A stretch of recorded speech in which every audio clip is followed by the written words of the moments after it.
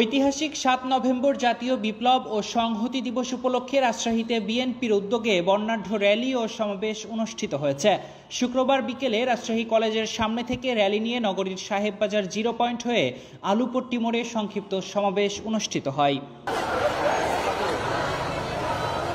সমাবেশে মহানগর বিএনপির যুগ্ম আহ্বায়ক ওয়ালিউল হক রানার সভাপতিত্বে প্রধান অতিথি হিসেবে উপস্থিত ছিলেন মহানগর বিএনপির যুগ্ম আহ্বায়ক দেলোয়ার হোসেন।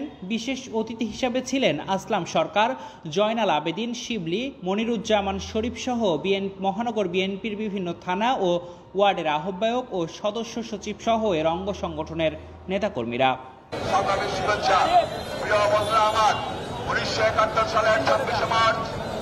চট্টগ্রাম বালুরঘাট বেতার কেন্দ্র থেকে বীরত্বে ঘোষণা করেছিলেন, আমি মেজর জিয়া বলছি, আজ থেকে বাংলাদেশ স্বাধীন সংগ্রাম মুক্তির জন্য তৈরি হও, যার যার ঘরে যা যা অস্ত্র আছে তাই তাই নিয়ে যুদ্ধে ঝাঁপিয়ে পড়ো।